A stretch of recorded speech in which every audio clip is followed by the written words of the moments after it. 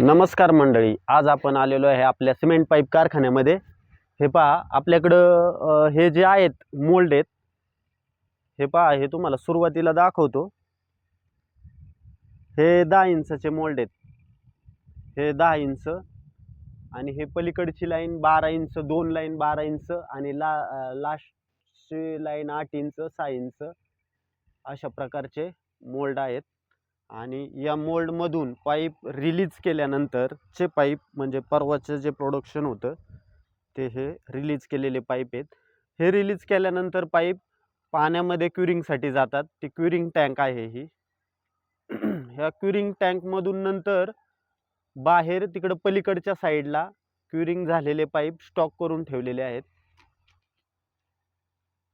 हे पहा, मोल्ड अशा प्रकारचे आहेत। त्याला साइडने असे चाक बसवलेली असतात, त्याला आपण रिंगा बोलतो। हे असे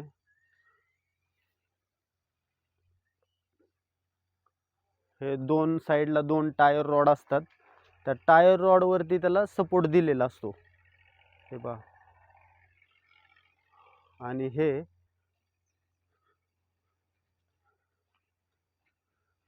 मोल्ड पाईप कुठे तयार होतो तर या ठिकाणी पाईप तयार होतो।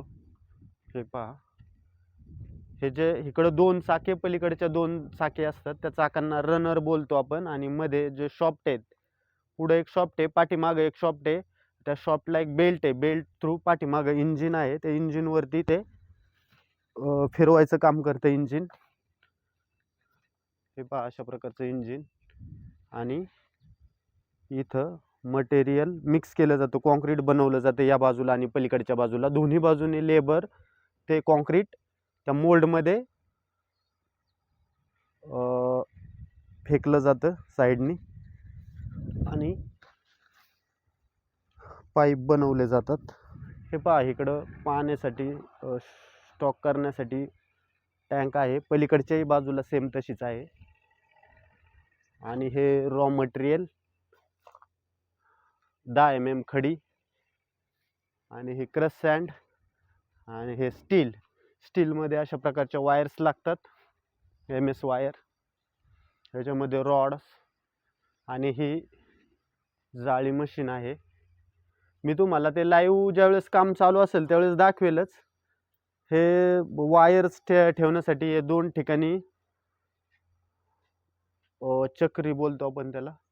आणि हे जाळी मशीन आहे, जशी ज्या साईजची जाळी काढायची त्या साईज मध्ये ते कमी जास्त होतं।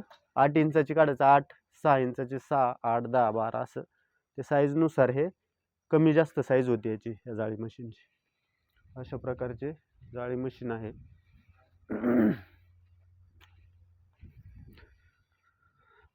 चला आपण पलीकडे स्टॉक केलेला आहे तिकडे पाहू। हे 5 वर्षापूर्वी झाडं लावलेली आहेत आपण आंब्याची। आंबा आहे, चिक्कू आहे, कडुनिंब आहे। झाडं मस्त आलेले आहेत।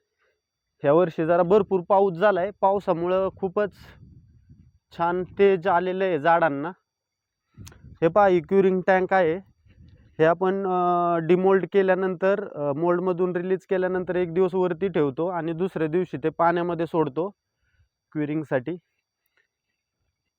हे पहा, लाईन मध्ये सगळे पाईप पाण्यामध्ये लावलेले आहेत। आणि हे क्युरिंग झाल्यानंतर आपण इथून बाहेर काढतो या पद्धतीने। हे पहा, इकडे जे आहे हे 10 इंचाचे स्टॉक आहे। हा 12 इंच, समोरच्या या 3 लाईन आहेत ह्या 12 इंचचा स्टॉक आहे।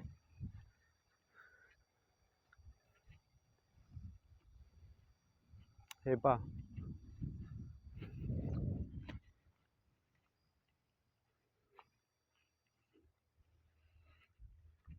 हे 12 इंच।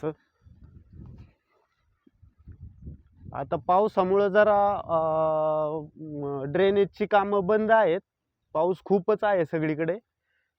त्याच्यामुळे आता आपण स्टॉक करून ठेवतोय, ज्यावेळेस काम चालू होईल त्यावेळेस आपल्याकडे आता ऑर्डर्स आपण घेऊन ठेवलेले आहेत 3000 पाईपचे। तर ज्यावेळेस काम चालू होईल त्यावेळेस भरपूर माल लागतो, त्याच्यामुळं आता स्टॉक करून ठेवतोय आपण.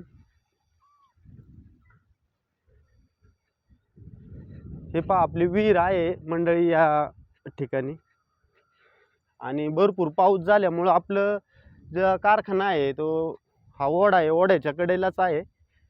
आणि विहीर तर खूपच फुल झालेली आहे, हातालाच पाणी येते, एवढ्या वरती पाणी आलंय.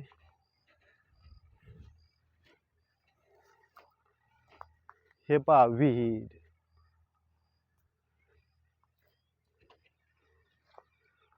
हे पहा ओढा. ओढ्याला डायरेक्ट तळ्याचं स्वरूप आलंय, इतका ओढा फुल झालेला आहे. वरून राजा यावर्षी खूपच बरसला, खूप खूप खूप दिवस पाऊस नव्हता एवढा.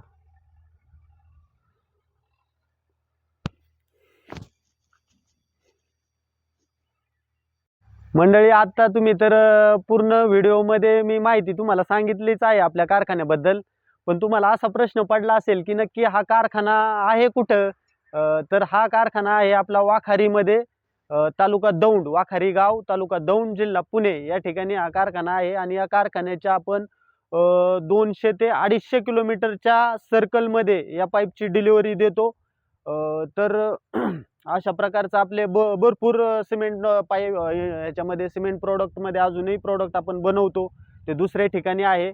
परंतु तुम्हाला मी एकाच व्हिडिओमध्ये सगळी माहिती देणं शक्य नाही, म्हणून अजून मी पुढच्या व्हिडिओमध्ये तुम्हाला वेगवेगळ्या प्रोडक्टविषयी, माझ्याकडं काय काय मी बनवतो याविषयी मी माहिती देणारच आहे. माझ्याकडे अजून मोठे पाईप पण बनतात. आता हे छोट्या पाईपचं मी तुम्हाला आता या व्हिडिओमध्ये दाखवलेलं आहे. अजून एक दुसऱ्या ठिकाणी आपला कारखाना आहे, त्या ठिकाणी मी नेक्स्ट व्हिडिओमध्ये तुम्हाला त्या ठिकाणची माहिती देणारच आहे. आणि हा व्हिडिओ तुम्हाला कसा वाटला हे मला कमेंटद्वारे नक्की सांगा. आणि माझ्या चॅनलला लाईक आणि सबस्क्राईब नक्की करा. धन्यवाद.